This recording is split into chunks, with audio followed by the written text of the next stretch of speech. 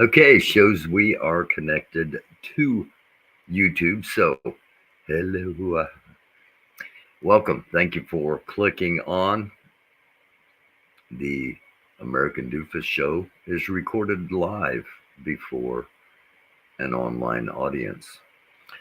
Thanks for clicking on. Iran to strike and Trump to make one final deal. The title for tonight, and this is going to be interesting. I've got some interesting stuff to go through. Um, and I'm just, I wasn't sure how exactly I was going to start this. So I'm going to start it like this with this up on the screen. And let's see what it, okay, hang on. There we go. With this up on the screen. Shalom, true. Hi, not going away. And by the way, I do not say it enough. Thank you to my mods. Sometimes you see my mods, sometimes you don't see my mods. They take great care of the chat because in trying to produce the show and host and talk without a script, it puts my limited multitasking skills it pushes them to the brink. So sometimes I get engaged in what I'm doing and forget about the chat. And thank you to those in the chat, and thank you especially to the mods. So I mentioned a couple of episodes back, that I gained a lot of attention when I got punched in the face. And I'm bringing this up for a couple of reasons to start out with. The first reason being that I was involved in politics at a significant level. I've still got a lot of contacts. I got friends on both sides. Things were a lot more when I was involved. Things were a lot more civil. And it was differences in policy, not in patriotism. So I've got a lot of friends. I've got friends that are former. I've got friends that are former elected officials. I've got friends that are former party chair, on both sides. So when I'm talking about Trump to make one final deal, ? This is I'm saying these things for the people that don't know, because just to know that I'm not just when I talk politics, I'm not just some whack job that doesn't know anything or doesn't hear anything. And I've been hearing some wild stuff. So let's get to that. Let's start with that, and let's start with where I was at this afternoon. I did a live update this afternoon, breaking news. When Iran, the Ayatollah Khomeini, announced that Iran was going to strike Israel directly. And we'll get more into that because that is the main focus of what's going on. But got some weird stuff. All right, first of all, Jesse Waters of Fox News said when a man votes for a woman, he actually transitions into a woman. One of the most asinine things I've heard said, but nonetheless, it's Jesse Waters, Fox News. Now, why I'm starting on this is because I'm hearing numerous things out of a very confused and very up against the ropes Republican Party. Okay. One of the things I'm hearing is that there is a movement that they really, really, really, really, really, really, really want to replace J.D. Vance with Nikki Haley. Now, if they do that, this guy better start growing titties and wearing makeup if he's going to transition into a woman, because uh, he's going to have to vote for Nikki Haley as vice president. And also, Trump Trump looked like he he came off as like he obviously didn't want to be there.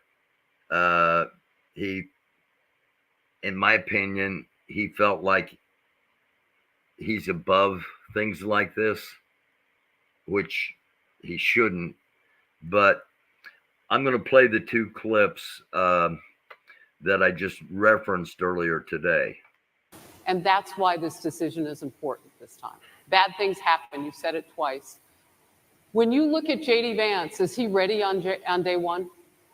Does he what? Ready on day one, if he has to be. I've always had great respect for him, and for the other candidates too. But I will say this, and I think this is well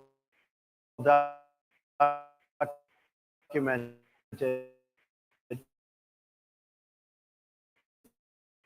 Historically, the vice president, in terms of the election, does not.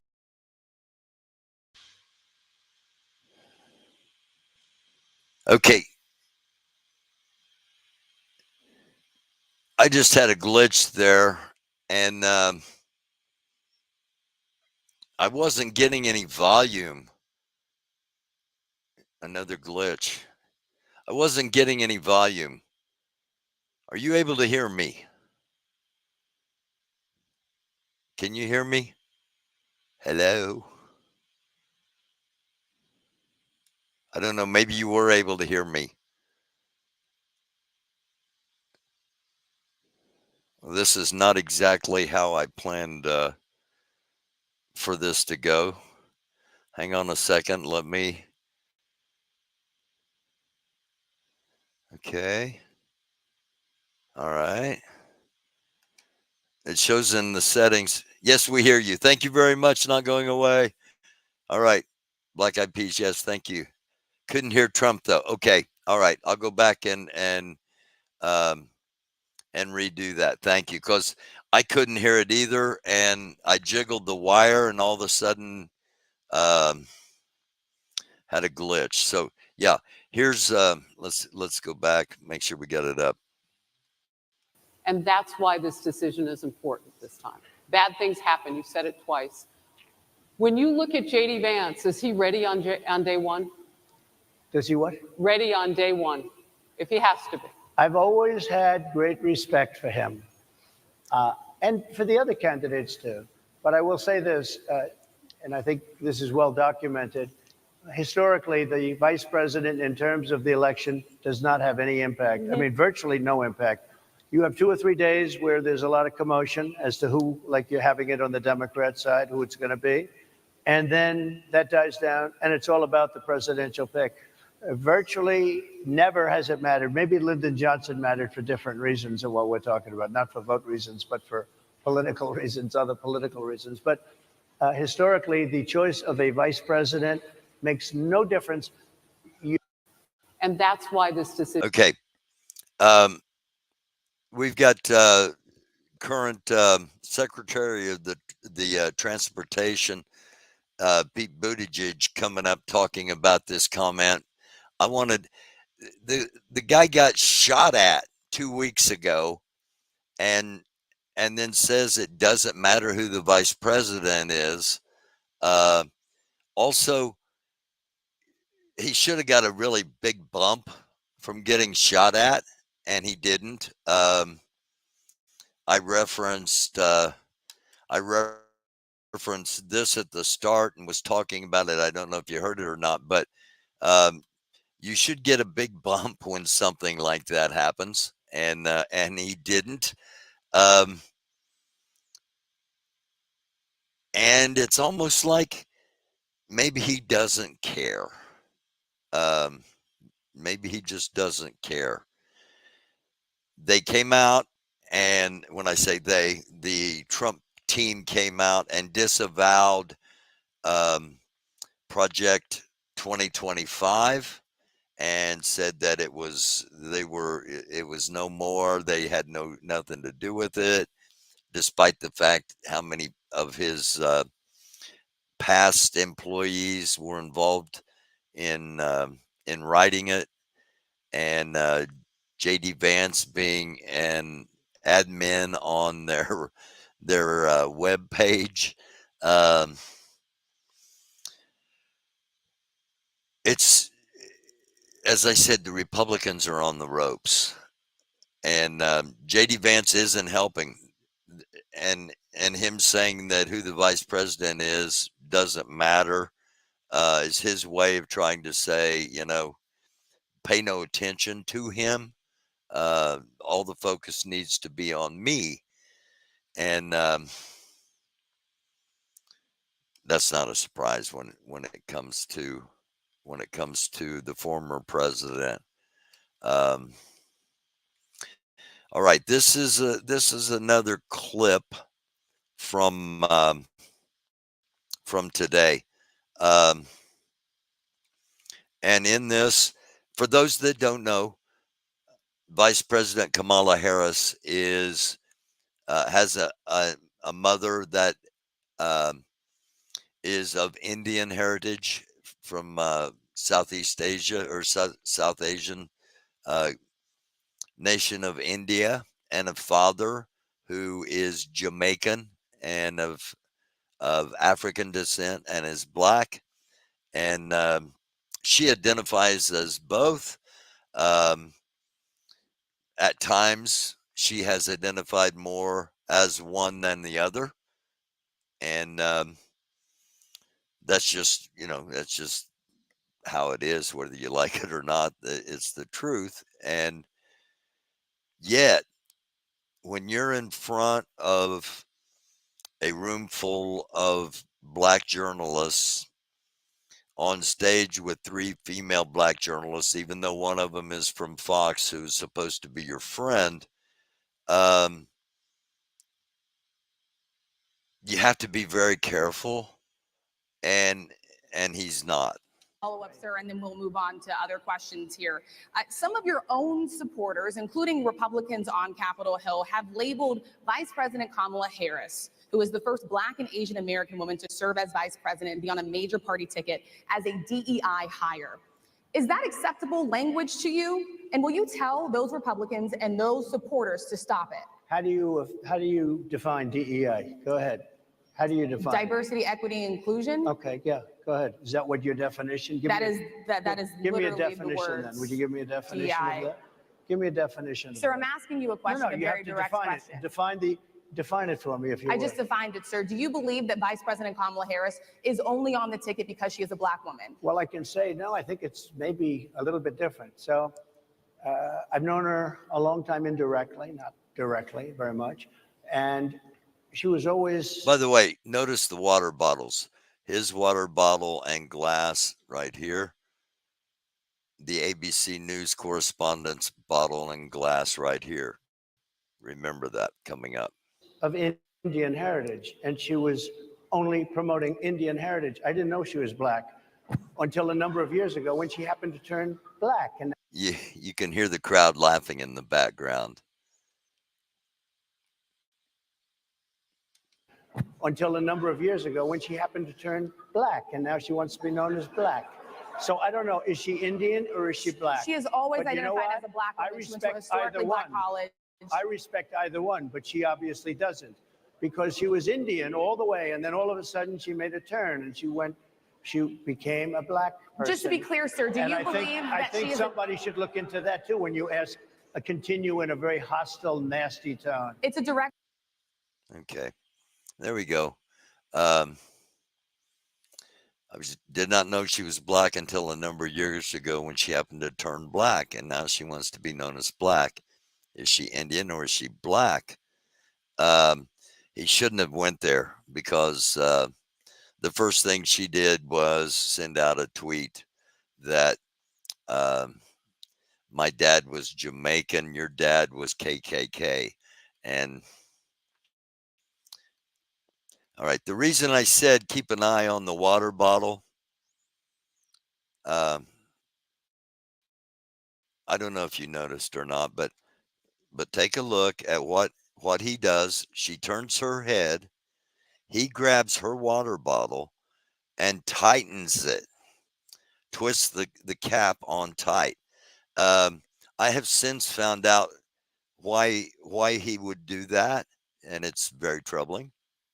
So, what you're saying. So what I wanted to say was the last time we spoke, you said some words that were prophetic. And again, his water bottle's right over there. So what you're saying. He grabs her what bottle, I wanted to say was the last time we spoke, you twists said it. some words that were prophetic. Because I asked you. So what you're saying. So what I wanted to say was the last time we spoke. Okay. I was told that men in business often do this so that when a woman wants to have a drink of water, they can't get the bottle open and they've got to ask the man for help. Was also told that sexual predators do this. They tighten the cap if they don't have enough time to drop something in so that the subject will give them the bottle to open for them and allow them to take their time opening the bottle and drop in whatever they're going to drop in. I don't know if those things are true. That's what I've been told after this. I thought it was just a really petty thing to do from a weird, spiteful old guy. Senior officials, let's get into what's going to happen in the Middle East. Senior officials in the defense system today held discussions and situation assessments regarding the broad defense that Israel can provide together with the Regional Air Defense Alliance and Americans' defense umbrella, as seen in action on the night of the Iranian missiles in April. At the same time, messages were sent through diplomatic channels to Lebanon and Tehran, according to which Israel is ready to go to the point of all-out war if the other side reacts in a way that will severely damage the country.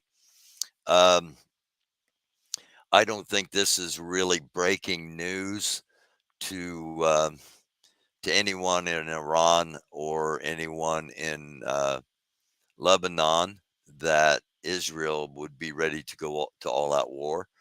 I think that is, I think that's probably what's expected. But nonetheless, is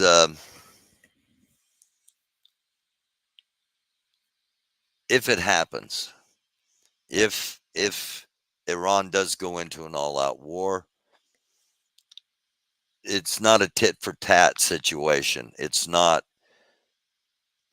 a situation where you take out, one of our observation posts, we knock down one of your radar stations.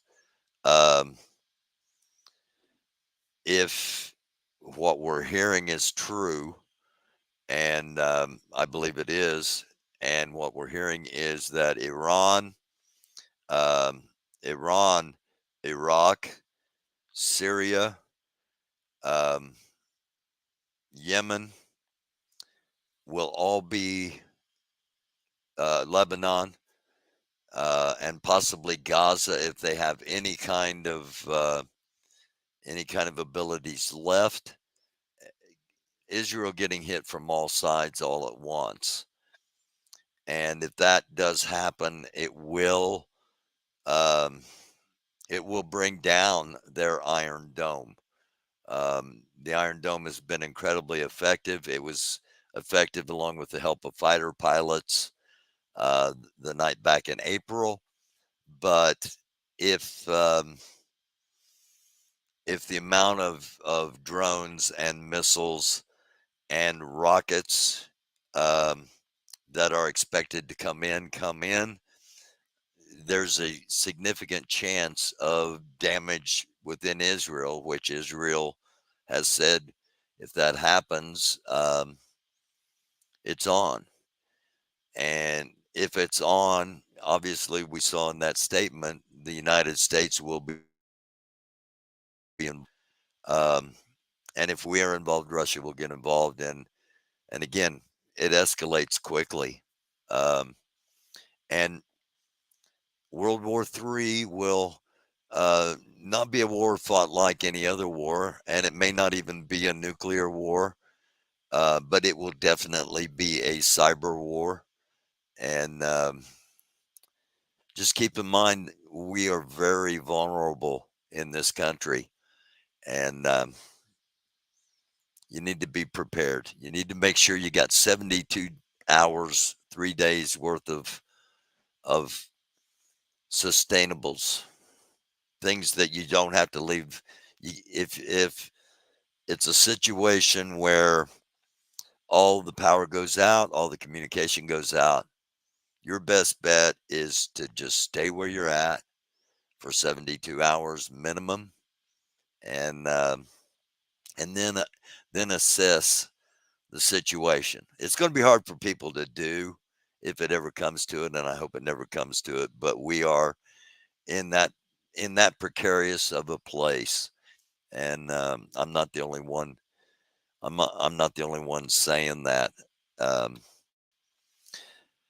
uh, Let me get to.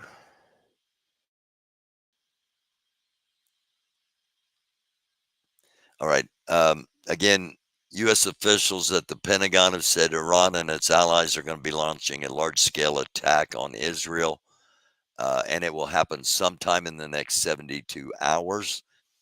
I've got information that it will not happen until the um, leader of Hamas that was assassinated last night, until until his funeral, and that funeral takes place in an hour and 7 minutes at 12:30 a.m.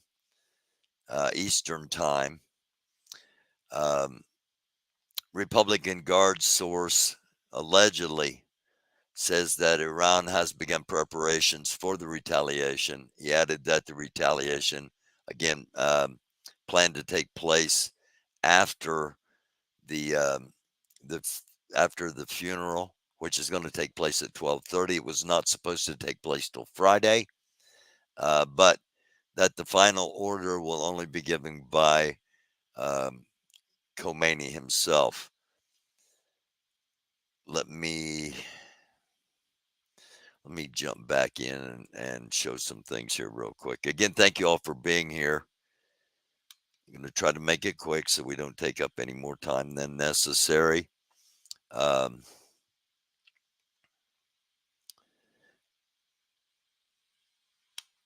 Here we go. Let's make sure we're there. We are there. All right. For the first time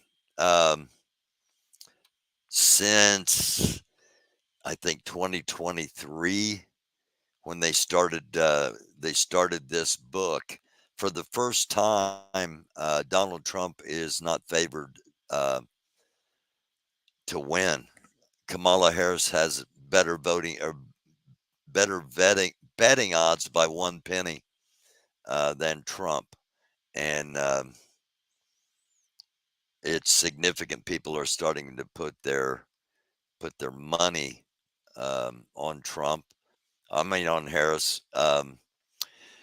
This is a 2024 national general election. Harris is now up 7 points nationally in the Ledger poll,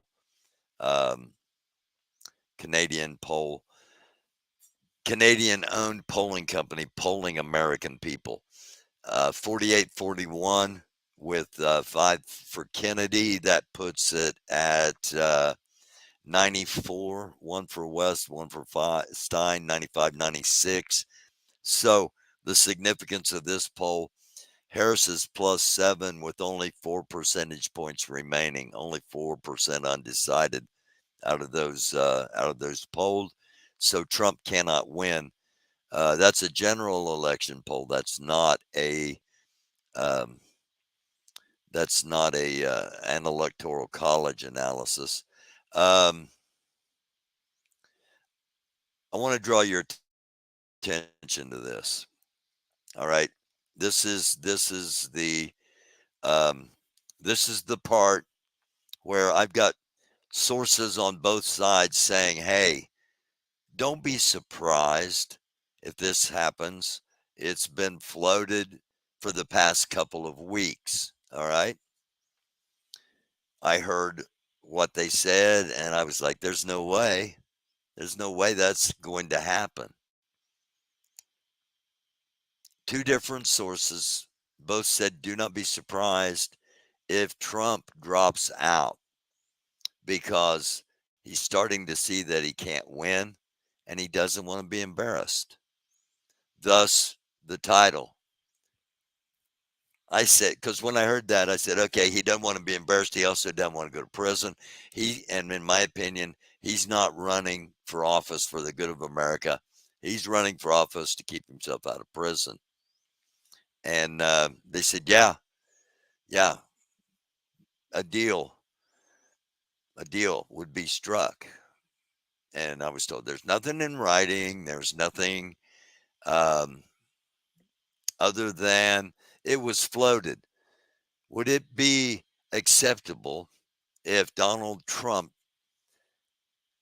removed himself from politics, was never allowed to be involved in politics again, and possibly even agree to leave the country in exchange for not getting prosecuted and no repercussions for anything that has happened in the past? And um, I'm just putting it out there. What do you think? Do you think he would do it? Well, in the interview we showed the two clips of today from um, the Black Journalist um, National Conference in Chicago. He was asked if he would step down if he wasn't well, and he said sure he would, really quickly. Um, and then he transitioned into how everybody ought to have a mental cognitive test when they run for president. Um, but he said, yeah, he would step down. So he's never said anything like that before. He maybe hadn't been asked a question like that before. But he also said this tonight in his rally in Harrisburg, Pennsylvania. But you know what? Corey's wife said, Oh, I'd rather have this my is husband. this is the creepy. This is the weird creepy. I'm sorry. This is the weird creepy one. Um, Here we go. This is what he said tonight about, he said, I'm getting tired of protecting you.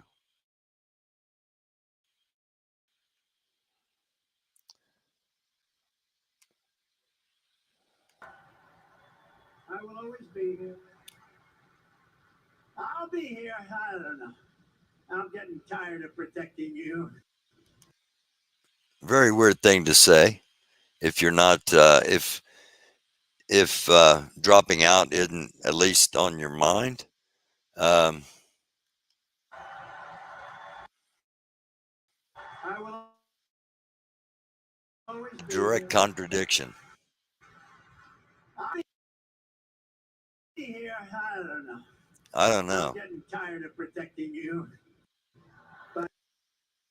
Who's he protecting? He's not protecting the crowd.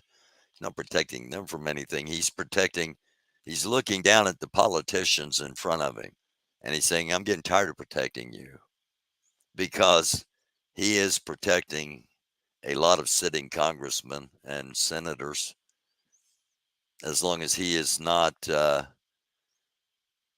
um, on trial officially, because once he is, he starts talking about everybody. And looking down at those politicians, as he is, he's telling me he's getting tired of protecting them.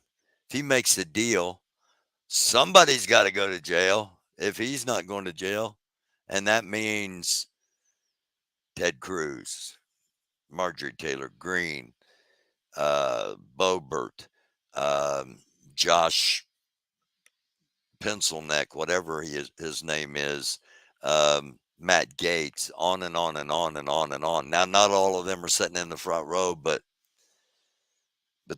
that's the message. And again, watch, because his eyes are looking out and away when he's telling them he's going to be there for him. He'll be there for him. Sure he will.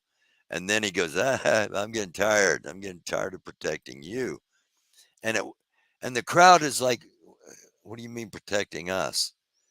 Because it's not about the crowd. It's about those politicians sitting in the front row, as you know they do.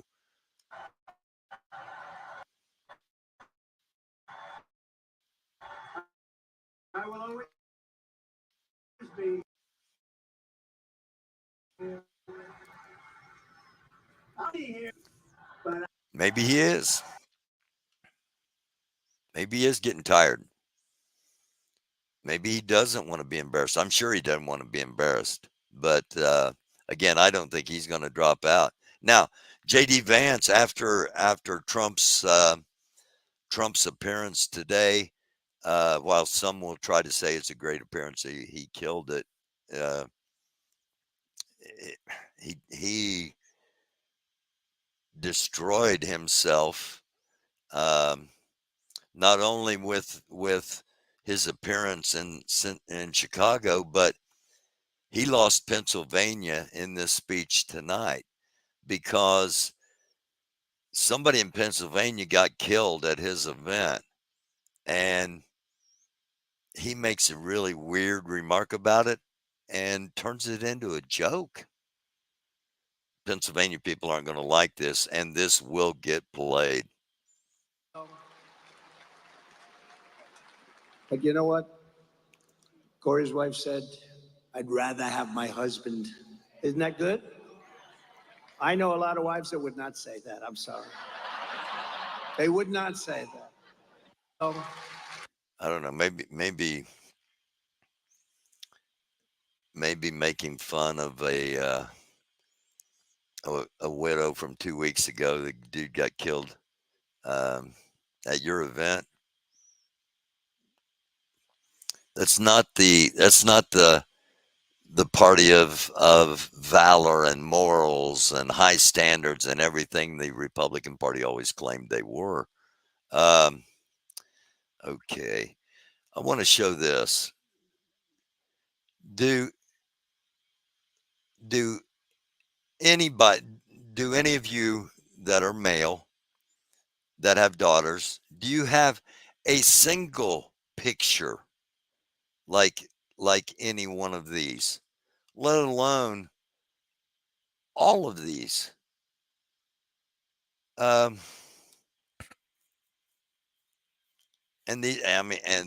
this is just it's just a sampling of the pictures this guy has with not only his daughter, but with other girls that resemble his daughter.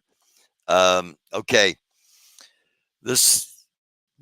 This is kind of to be expected. This is one of those things that came in from behind the scenes. With the Olympics going on, France has sent a message to the Middle East. France sent a message to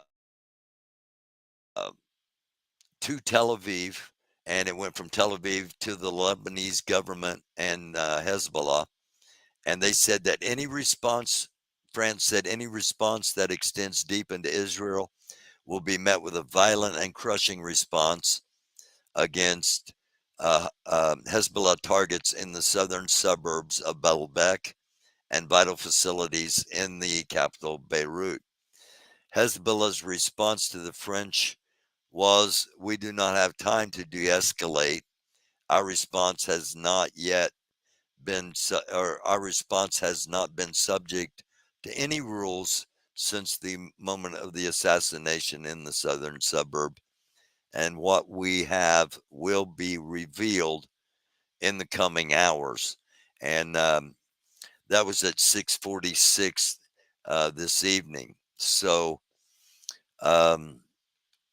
again, at 12:30 Eastern time, the funeral will take place. And the attack will not happen until after the funeral. That much I believe we have been privy to. So we'll see when it happens. Okay, I got something else sent to me. And this is really it just, if you live in Canada or live in Australia, just to be aware. I don't know if this person has information that, and I'm really, what they are telling me and what I'm telling you are two different things. All right, I'm telling you, if you happen to live in Canada or Australia and you're watching this, just kind of keep your head on a swivel. As to what for, and I'm not going to get into that, but just be aware. Let me bump back over here. And again, I'm not, as far as Canada and Australia, the guy's given me straight information before, but the information I got, I can't put out in the public. And while I'm over here, hello to Nancy McMonarch. Hello, Fred. Again, thank you, not going away. I know True was in here earlier. Thank you. Thank you all for watching, those of you that are watching. I've got a question. All right. This guy's from Turkey, the nation of Turkey. And he is in the pistol competition. I don't know if you've seen pistol competitions in the Olympics before or not, but they generally they've got like a blinder over one eye, and they've got, ear things in, and this dude just walks up with his hand in his pocket, pair of reading glasses. No, he doesn't even have earplugs in. He gets second place. All right. This guy from Turkey gets second place, which is cool. Good on the dude. But we here in the United States, we finished 34th out of 35 in the shooting competitions.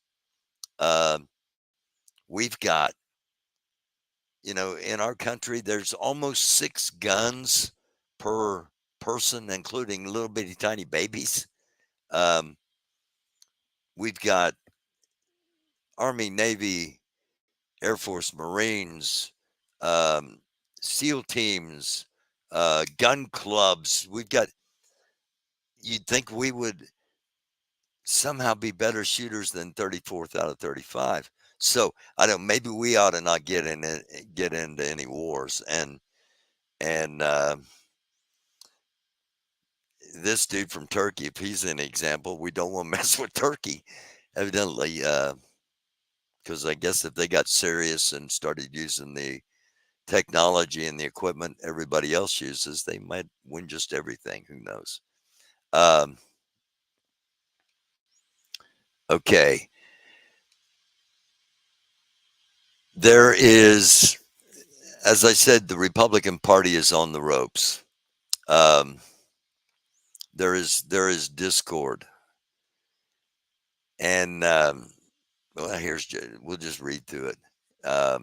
Recriminations and blame are growing as Trump electoral position apparently grows weaker. I've got a map coming up that shows you how weak it has grown after the last polling numbers. Nick Fuentes, white nationalist, Holocaust denier, Groper leader who dined with Trump, has been railing at La Civita for a while. That's one of the two leaders of the Trump campaign. Just days ago, Fuentes bragged that his audience is more loyal to him than it is to Trump, and said he would not vote because the people closest to Trump are not loyal to American first ideals. Um, Wiles and La Civita's decision to turn on Project 25 so publicly has only made this wound larger. Pizzagate conspiracy theorist Mark Shervovich jumped in, writing that Project 2025 people were, quote, loyal to the end, and that La Civita is preparing a coup against Trump. Fuentes posted that Groper's directed rage against the two Trump campaign people, reacted on a stream, saying that she needs to be the first person in jail. White nationalist Vincent James Fox, Trump disavowing Project 2025 should be concerning because he's literally disavowing what he ran on in 2016. Daily Wire host Matt Walsh implored the Trump campaign to stop trying to disavow Project 2025.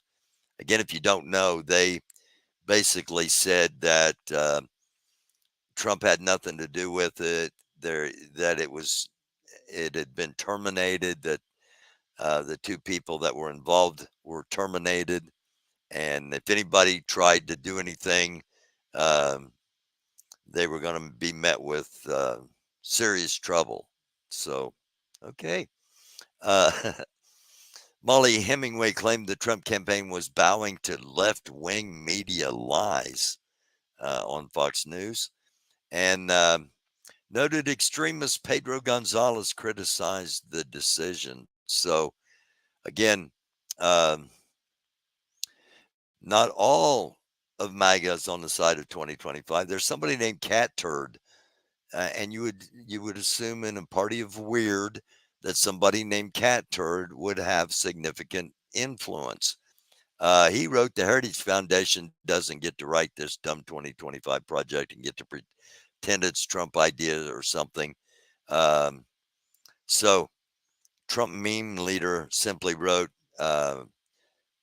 as you can see, and Bannon acolyte harshly criticized the criticism of, she criticized the criticism of Project 2025. So there is chaos. There is the MAGA are going after the MAGA. The Republican Party on itself is on the ropes. Decent Republicans that have not been aligned with Trump are moving up in the polls in areas where they exist, and things are changing. As I said, I was going to show you the latest electoral college poll based on the latest poll numbers, and Georgia has swung to Harris. Pennsylvania and North Carolina remain in Trump column, and with Michigan, Wisconsin, Minnesota, Colorado, New Mexico, Arizona, Nevada, all moving into the Harris camp, and that puts the numbers at 284 to 254 if it were to play out the way that this is drawn out. And this again is with Nebraska being split and Maine being split as their electoral votes are assigned by congressional district and not to the state as a whole. So that's how the latest poll has has this race going. Um, if you remember, the governor of North Carolina was in the VP sweepstakes at first. He bowed out of the sweepstakes, saying that he needed to make sure that his focus was on running for governor in North Carolina and serving his state and not running for vice president. A lot of people are saying that Shapiro, the governor of Pennsylvania, is going to be the vice presidential candidate. Um, I don't see um, I don't see him swinging Pennsylvania to Harris. Now, what Trump said today about the widow of the guy that got shot at his rally, um, there will be people in Pennsylvania that hear that and are disgusted by it. And that could swing Pennsylvania. I personally don't think Pennsylvania swings, and so I don't think I don't think Shapiro leaves the governorship of Pennsylvania. Um, I am still thinking that it's going to be Mark Kelly, senator from Arizona, or it's going to be Pete Buttigieg, the Department of the Treasury secretary. I think those are the two um, best candidates. Now, I don't know if either one of them are even a finalist because um, I'm hearing Shapiro, I'm hearing Waltz, the governor of Wisconsin. Um, so we'll see how that plays out. And let's see what else have I got here. Again, if you're just joining, Iran and its allies will launch a large-scale attack on Israel in the next 72 hours. This is according to the Pentagon. Um, it will be Iran. There will be armaments coming from Iran, armaments coming from Syria, armaments coming from Iraq, armaments coming from Lebanon, armaments coming from Yemen, and possibly armaments coming from unexpected places such as Egypt or Jordan. And the last time in April, it was just Iran because Lebanon stayed out of it. It was just an Iranian attack only. This time it's not just going to be an Iranian attack only. And when it was an Iranian attack only, the United States made sure Israel did not do too much in response. This time that will not happen. That was part of why Benjamin Netanyahu came to the United States and had the meetings with Harris and with Biden, with Biden, to let them know that here's what is going to go down, including saying in that statement to Congress that when we take out Iran's nuclear capabilities, and that statement, of course, was heard by Iran. In my opinion, that only states that that only pushes Iran to the fact that, okay, we've got to use it or lose it. We either have to, if we have a nuclear weapon, we have to launch it, or they are going to blow it up on us. And that's just a really precarious place to be in. But I think that's where the Middle East might find itself right now. At any rate, it could impact us back here in the United States. So, as we say with everything, whether it's a tornado or um, a heat wave, you never know when the things that you depend on are suddenly going to disappear, and and you will be a lot less panicked if if you've done just a little bit of preparation.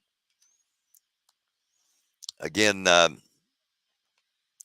sources, including this one. I forgot that I bookmarked this, but this guy was on. This guy was inside. Anthony Scaramucci. He was inside the Trump um, inner circle. Don't be surprised if Donald Trump drops out of the race. Um, so yeah, that three sources now counting him. I'm not. I mean, I don't really count him because I don't know the guy. But okay, this is Great Britain's response to what's going on. Again, we got to remember that an attack on Israel, if it does occur in the next 72 hours, will be occurring in the Olympics, which makes the Olympics that much greater a terrorist target than it already is.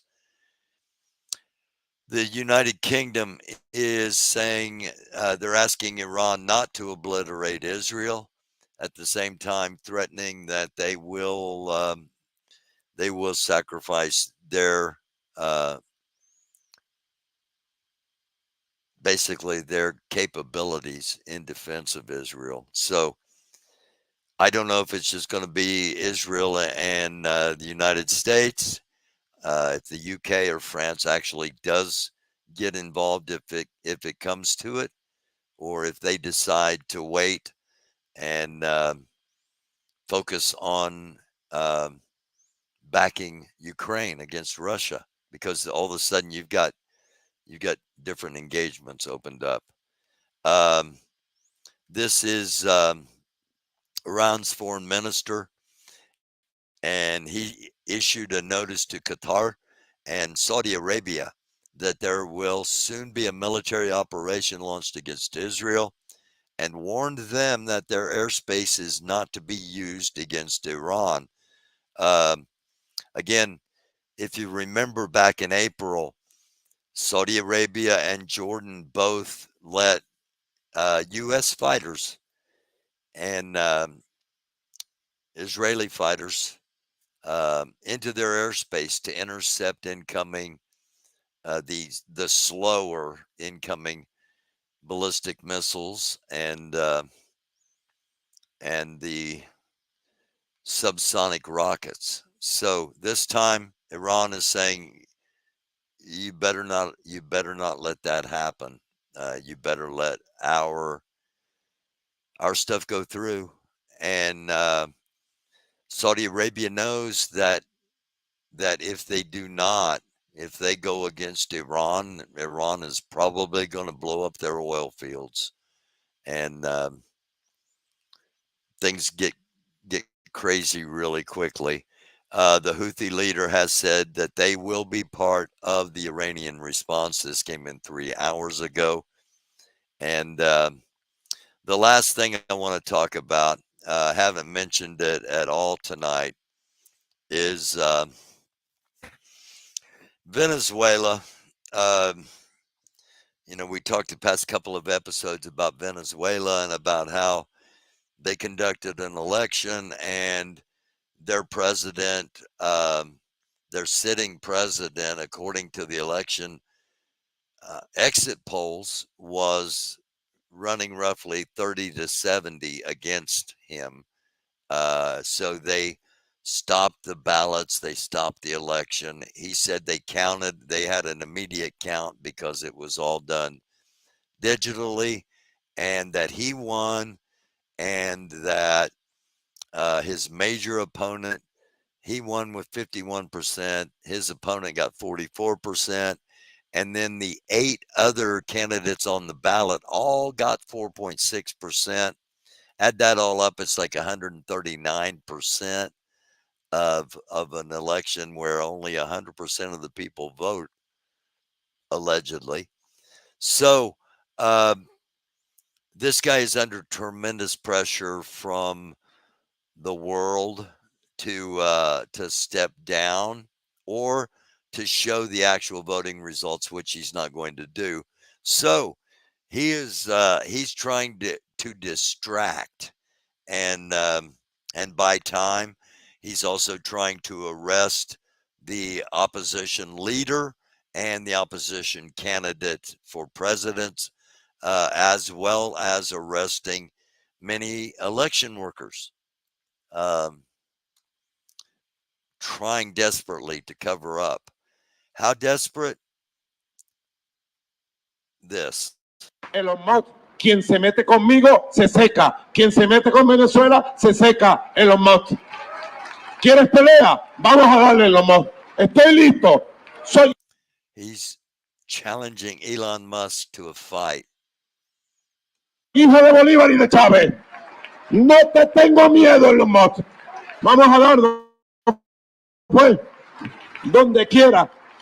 Como decimos en Caracas, en los barrios. Si tú quieres, yo quiero, Elon Musk. Di dónde.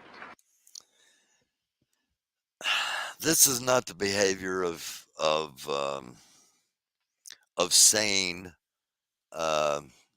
sane world leaders. This is a desperate man with desperation pouring off of him.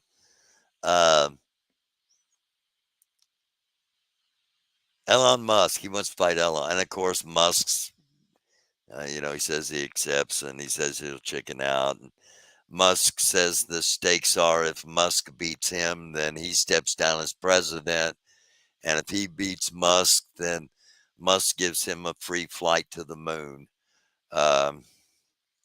It's all distractions to keep us,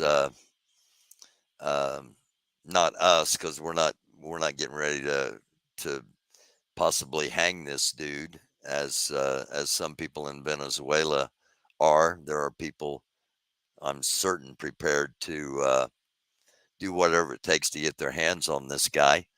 And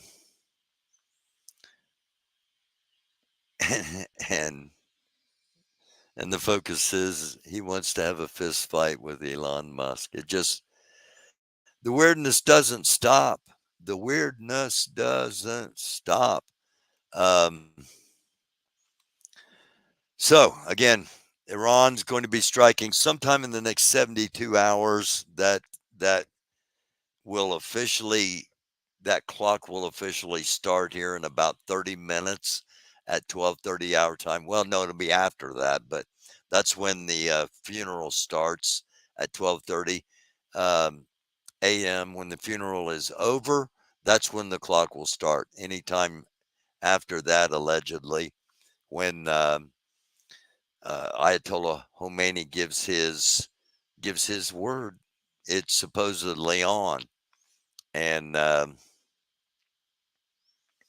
this is a potentially very dangerous time for the entire world.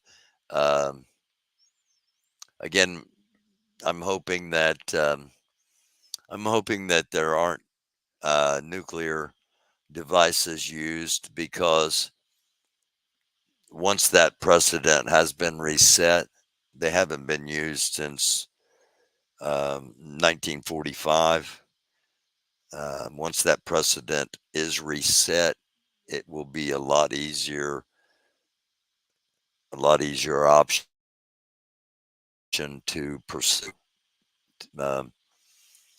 to too many world leaders, I fear. So, hello, Max Smith. Thank you for being here. DOA is fleeing California.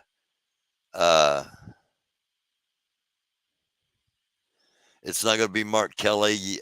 We can't lose his seat. Butterflies.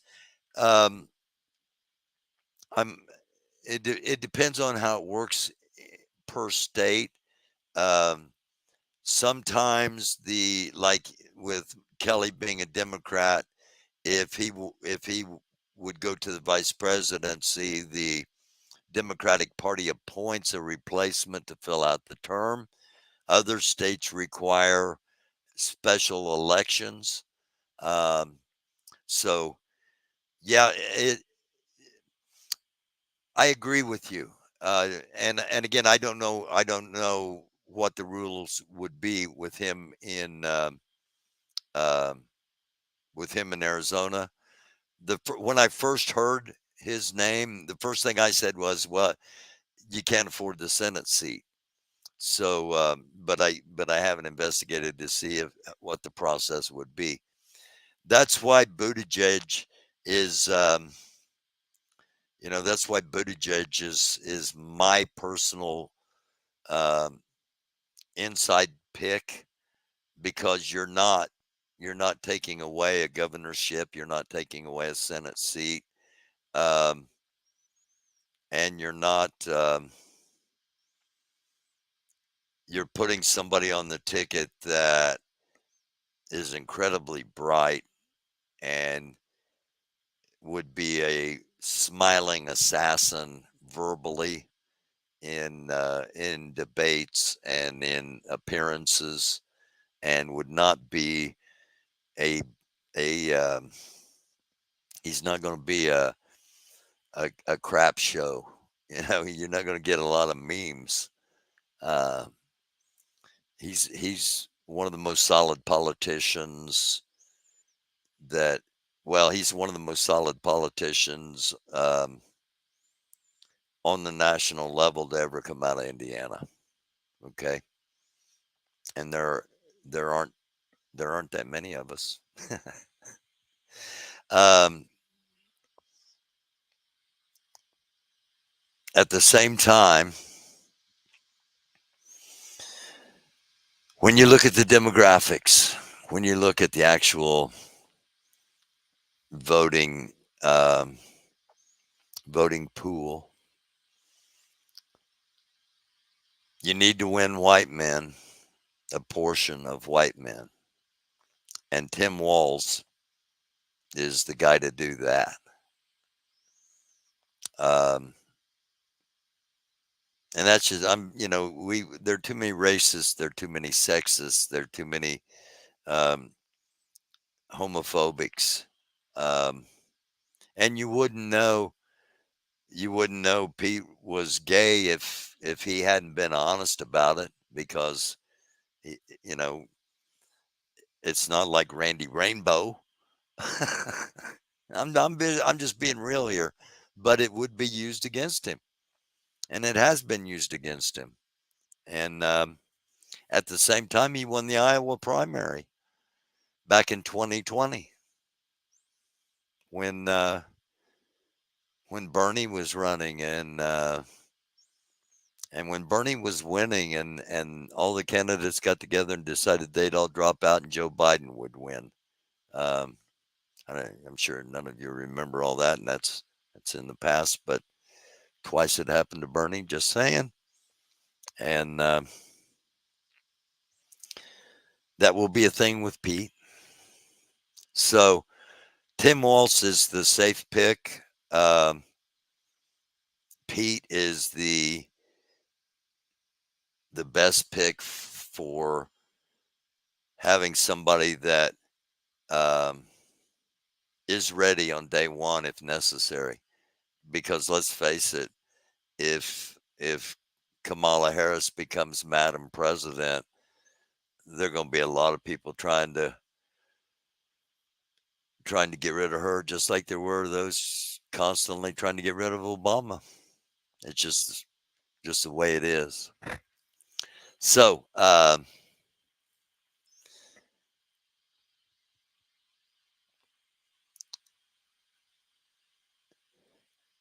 yeah, Tim Wall, and I mean, I relate to Tim Wall. I just relate to Tim Wall, but I'd really like to see Pete, especially if you don't know him.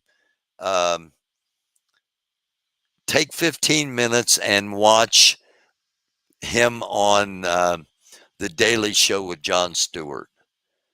Just take 15 minutes and watch him. No matter what side of the aisle you're on, if you take that time and you watch him, I think you'll be impressed with what kind of person he is, what kind of communicator he is, and what kind of candidate he would be.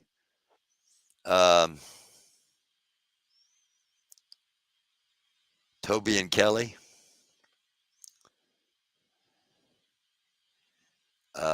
Kamala Harris said she would not do anything for the black community. What? I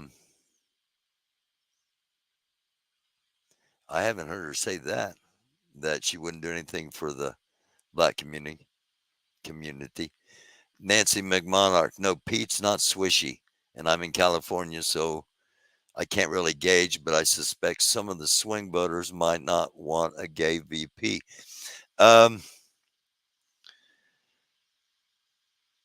Honestly, I've asked some people, and this isn't, I'm in a red state, okay? I'm in a really red state, and a lot of people around here know who I am, but not everybody. And I've asked some people, hey, um, do you think America would have a problem with a gay vice president? And I don't know. It was when I was walking Oakley. And not one of them knew that was even a potential. Like I said, I asked 4 or 5 people, hey, and they looked at me like, of course, they looked at me like, are you gay? Immediately. I mean, I could just read their read their expression, like, are you asking because you're gay? And so I would say, I'm not gay, I'm just curious. And now that I said that, it would be the I said, I'm just curious, meaning curious about your opinions. And that's the way they all took it. And not one of them said no. 2 of them said it depends what kind of gay, which kind of resonated with me. And that's why I mentioned earlier, he's not, like the Randy Rainbow.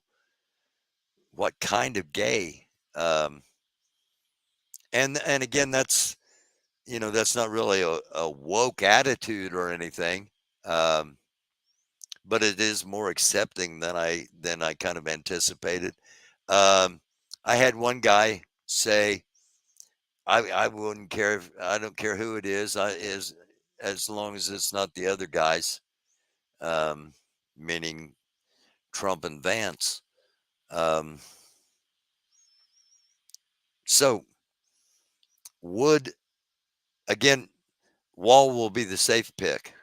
Would the swing voters, that's who's going to determine the vote. That's who's would they accept a vice president who's married to another man, has 2 children. He's also a combat veteran and been in the executive branch for 4 years as director of transportation. I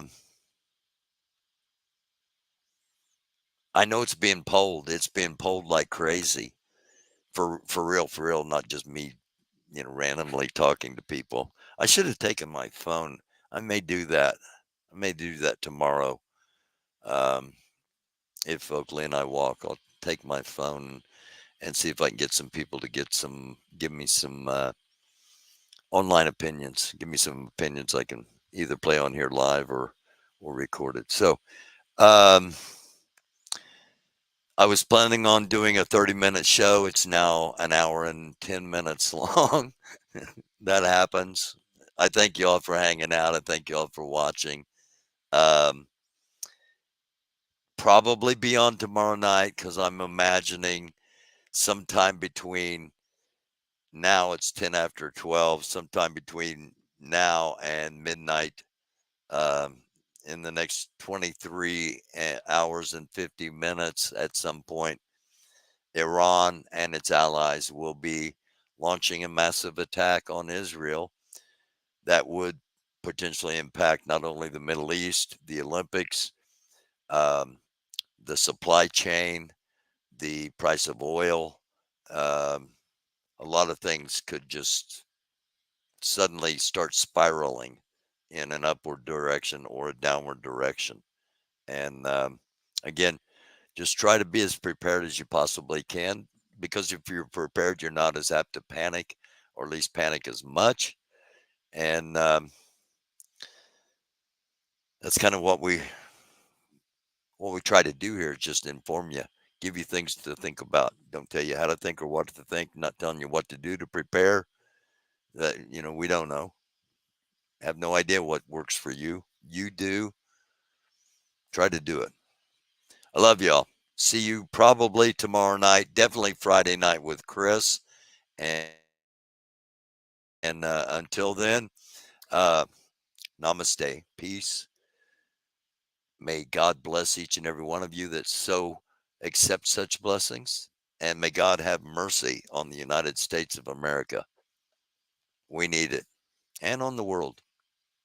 We could use some peace, man. Just a week.